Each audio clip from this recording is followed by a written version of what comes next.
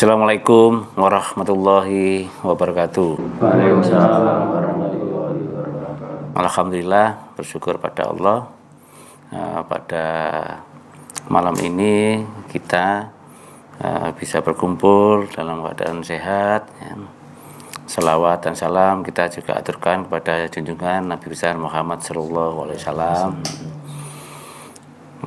Bapak Ibu, tidak henti-hentinya saya selalu sampaikan bahwa kita hidup di dunia ini tujuannya cuma satu, sesuai apa yang disampaikan oleh Allah, bahwa tidak diciptakan jin dan manusia ini kecuali hanya untuk ibadah.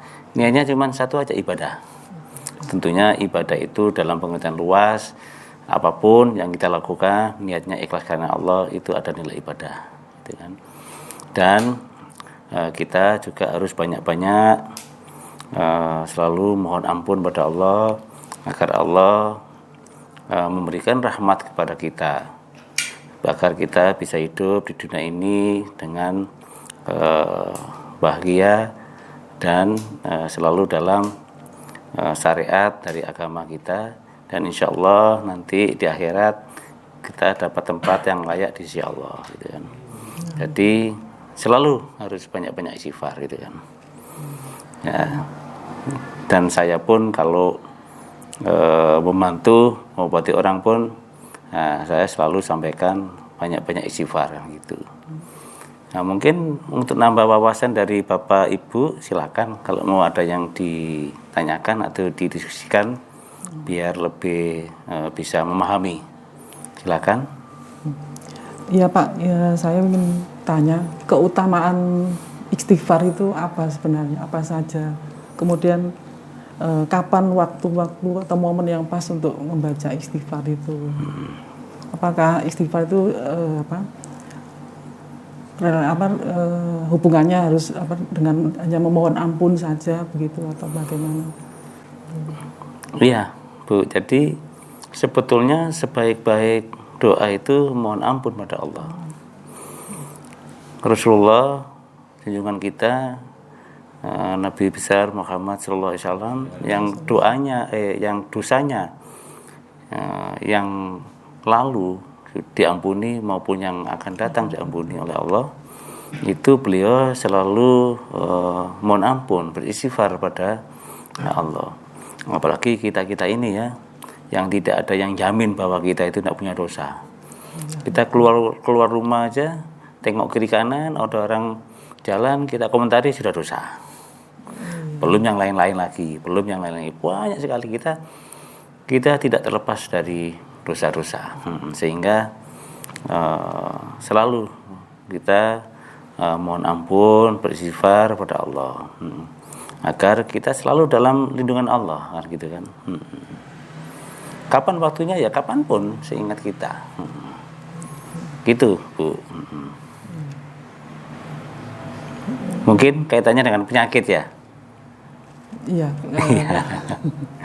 Iya, karena saya kalau membantu mohonkan pengobatan pada orang-orang yang sakit, itu selalu saya sampaikan banyak-banyak istighfar. Iya. Dan selalu saya sampaikan seperti itu. Karena kita hidup ini kan karena rahmat dan kasih sayang Allah. Rahmat dan kasih sayang Allah inilah yang menggerakkan seluruh organ tubuh kita ini. Dengan kalau ada orang yang bisa melihat, semua manusia itu ada semacam lingkaran. Ya, kalau ini manusianya, ini ada lingkaran energi. Energi itulah rahmat Allah yang ada kalanya warnanya itu hijau, putih kebiru-biruan, itu adalah nur ilahi. Tapi kalau ada warnanya putih ke kuning-kuningan, itu Nur Muhammad. Jadi dua warna itu, dan itulah yang menggerakkan energi kita. Jadi kalau ada orang yang memberikan nama atau menyebut energi itu adalah aura ya, aura masing-masing orang punya itu. Tapi kita sebagai hambanya Allah yang beriman Islam ini lingkaran energi itu adalah rahmat Allah. Gitu kan. Itu, ada yang mau diperdalam lagi? Silahkan. Terima kasih Pak. Silakan Pak. Mungkin ini dari pengalaman sendiri atau mungkin juga dari orang lain. Itu kalau pas Pak Yudi pengobatan itu kan selalu kita suruh baca istighfar. Tapi dengan baca istighfar itu orang tersebut jadi ada yang kesakitan, mungkin ada yang sampai nggak kuat gitu. Itu apakah memang seperti itu? Terima kasih. Ya, Mbak. Jadi sebelum saya jawab pertanyaan itu, saya jelaskan dulu kaitannya dengan kita mohon ampun pada Allah. Karena di dalam hadis qudsi itu disampaikan bahwa sesungguhnya penyakit kita itu adalah dosa-dosa kita. Obatnya itu ya mohon ampun pada Allah, gitu kan? Jadi segala sesuatu yang menimpa diri kita itu adalah kita harus introspeksi diri bahwa sebetulnya itu tidak lepas dari perilaku dan perbuatan kita. Sehingga disampaikan bahwa untuk dapat kesembuhan dari penyakit tersebut kita mohon ampun pada Allah. Nah, pertanyaan Pak Ari tadi bahwa kalau sedang kita mengobati orang merasa kesakitan dan lain-lain, itu karena pada saat kita membantu untuk mengobati dan pasien ini membaca istighfar, di situ ada pembersihan. Kalau dia karena pengaruh medis, ya kita normalkan. Energi dari rahmat Allah itu akan menormalkan organ-organ tubuh di dalam orang yang sakit ini. Tapi itu kalau dari faktor non medis itu kadangkala ada jin-jin yang ikut di dalam tubuhnya itu akan lepas. Lepasnya ini kadang-kadang merasa kesakitan. Ada yang teriak-teriak dan lain-lain. Akan seperti itu. Jadi itu pembersihan terhadap orang yang sedang diobati, gitu Pak Ali. Ada yang lain silakan.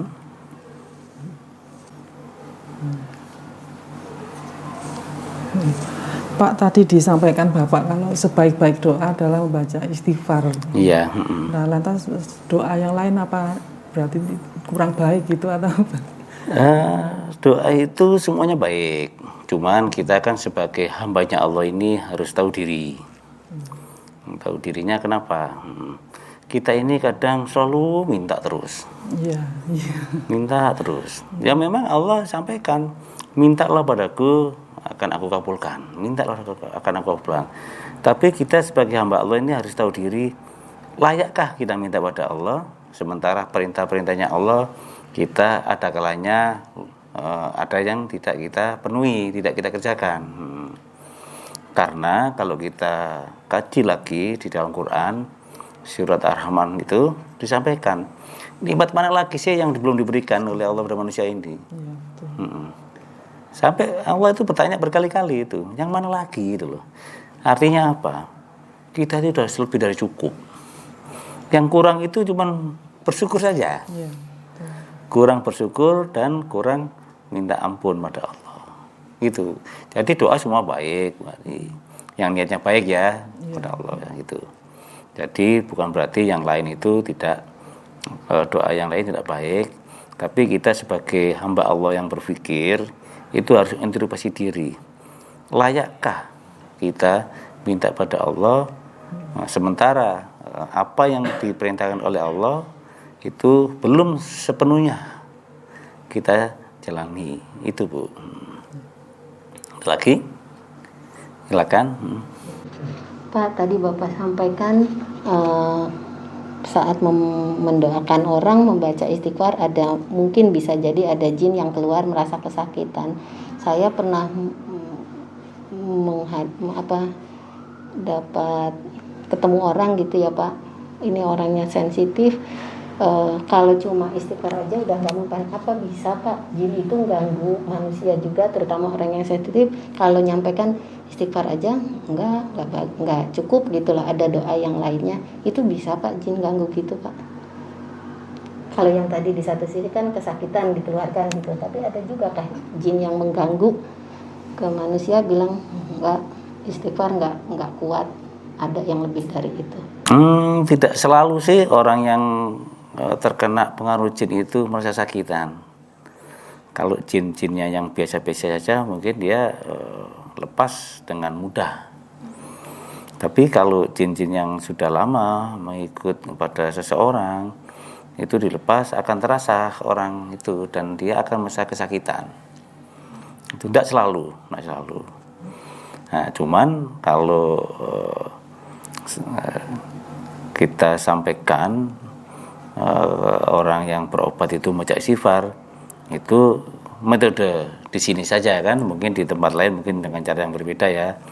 Tapi kalau sepemahaman saya, pengalaman saya selama saya membantu pengobatan hampir 20 tahun berkecimpung sini, ya itulah yang selalu saya sampaikan, banyak mohon ampun pada Allah. Iya. Kenapa? Agar kita dapat rahmat dari Allah. Karena kita manusia hidup ini tidak terlepas dari rahmat dan kasih sayang Allah. Bagaimana rahmat dan kasih sayang Allah itu kita peroleh? Ya kita banyak mohon ampun pada Allah. Jangan kita sombong di hadapan Allah.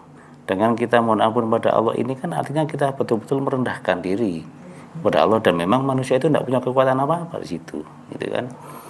Dengan cara itulah penyakit-penyakit yang ada dalam diri manusia, baik itu dari faktor medis maupun faktor medis, insya Allah kalau Allah meridhoi itu akan lepas dan akan sembuh.